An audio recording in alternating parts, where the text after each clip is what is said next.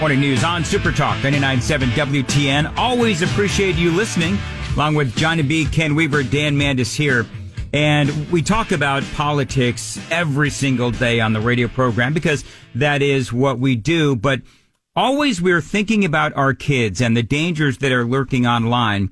And there's a very important hearing that's going to be taking place. And our own Senator Marsha Blackburn is going to be taking part in that, leading that hearing, as a matter of fact. And Senator Blackburn, you are going to be, I would call it, confronting the big tech CEOs, you know, the ones that are in charge of TikTok and Twitter or X and some of these other social media companies.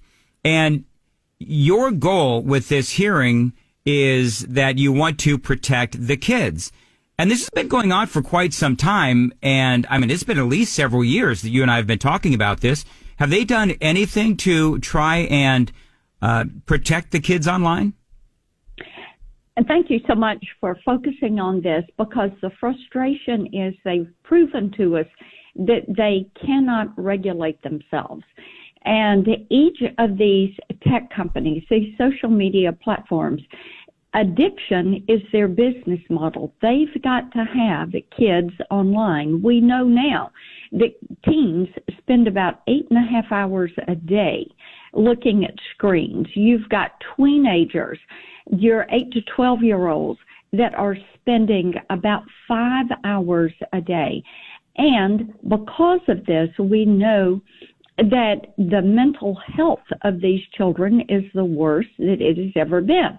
There is so much that is being written about this. And people are finally coming to the table and saying, we've got to protect these children. We are frustrated that the social media platforms have not done this without having to be prompted, but they're not going to do it on their own. So our legislation, which is bipartisan and sponsored by nearly half the Senate, and it's Senator Blumenthal and I, with the Kids Online Safety Act. And so we'll have this hearing today. We will talk about what is happening to our kids in the virtual place, and we're going to be looking at what we can do to make certain that it is a safer environment for them. What are you demanding of the social media companies? I mean, they know that there's a problem. I know there's a problem, and you know there's a problem. What are the demands in the legislation? Any specifics yet? Yes, we do. Our legislation is something we've worked on for about 3 years, and it would put the burden on the social media platforms to do safety by design, which means in the default settings. It would force them also to open these algorithms so children can turn these off. Parents can turn these algorithms off. You know, maybe a child goes onto a site and searches for something about eating disorders, and it continues to send them things that drives or pushes or addicts to eating disorders. We've heard the same thing about suicide and pushing that, the depression, the mental health, and it pushes further down this rabbit hole. So we need to have that safety by design. We need to have an independent audit every year to make certain that these companies are meeting the purpose of the law, which is safety by design, which is a safer environment for children, which is giving parents and kids a toolbox to manage what they're going to see on these apps, and also a designated portal for parents and kids to report bad actors and adverse activity on these sites, like bullying. We've met with parents of kids who've been bullied to death, and these social media platforms, when it's reported, do not respond to that. So we're going to require that there be that portal to report and a requirement of response. And anyone, Senator, who's ever had to actually find someone to help you within the social media companies, it is impossible. I've had my accounts blocked or taken over or whatever, and you send, a note to some person somewhere, but nobody ever gets back to you. It's impossible to get in touch with anybody to help you. So hopefully this is something. That's exactly right, Dan. And what we know is in the physical world, you can't expose children to pornography and adverse content, or introduce them to drug dealers, or take them to an X-rated movie or a strip show. But in the virtual space, they're exposed to all of this every day. And when someone tries to report it, nobody ever gets back to them.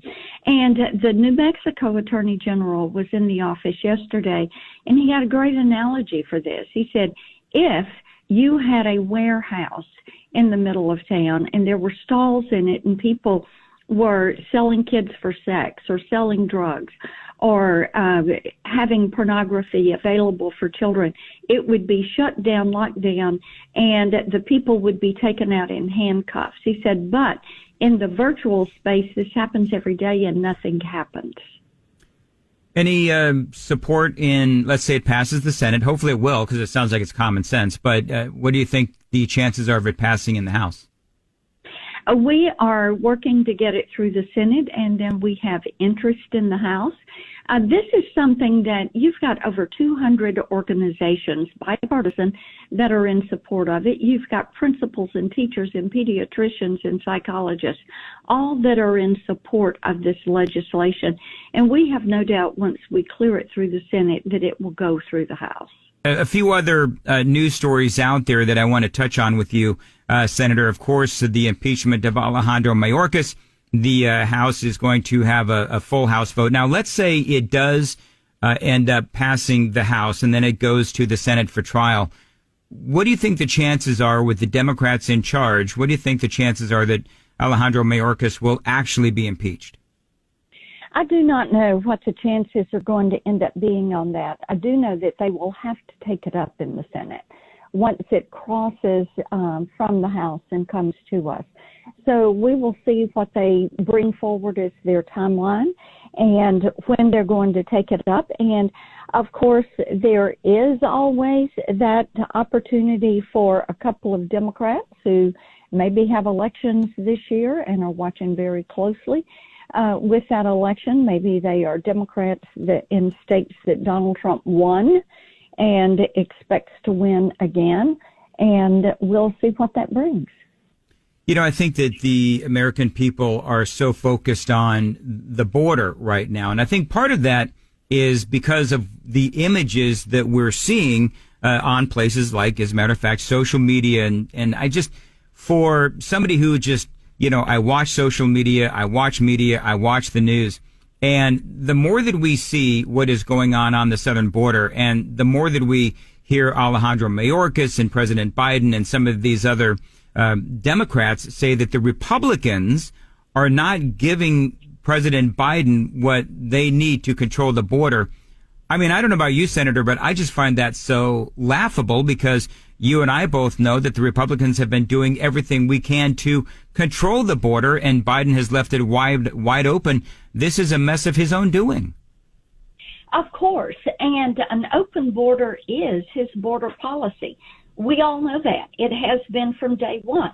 He goes in, he decides, after he's sworn in, day one, he decides he is going to do away with Remain in Mexico. He is going to do away with Title 42. He sets a policy that is an open border. He basically goes out there and tells people, if you want to come to the U.S., we want to open the way for you. And because of that, look at what has happened. And now, of course, you've got all of these states and cities that are sanctuary states, sanctuary cities. And what are they doing?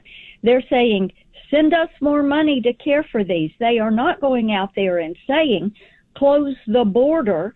They're saying, send us money. And I know that they're doing this because they know the midpoint census is coming up in 25. They know that you've got reapportionment in 2030. This equals seats in Congress. It equals their formulary for federal funds.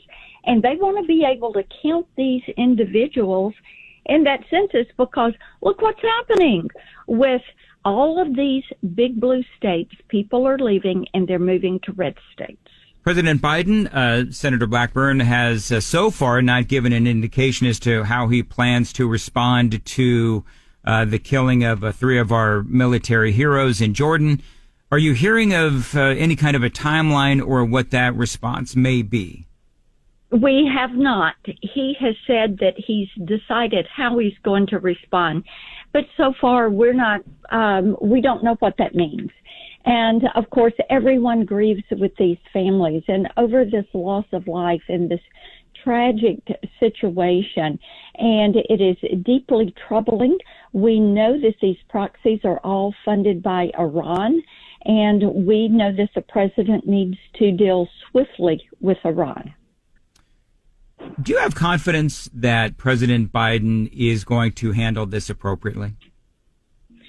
My hope is that he is going to get advice from the Pentagon that this is something that needs to be dealt with swiftly, and that they need to recognize that Iran is who is funding all of these proxies. They need to admit that. We know that. And the actions this administration has taken, giving Iran $6 billion, trying to get another $10 billion to him, taking the sanctions. President Trump had sanctions on Iran. They were broke under the Trump years. They could not sell their oil.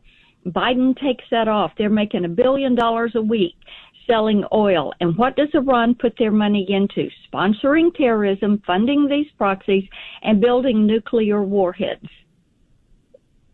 649 Nashville's Morning News on Super Talk 99.7 WTN. Senator Marsha Blackburn, good luck in your hearings, and look forward to speaking to you again sometime soon.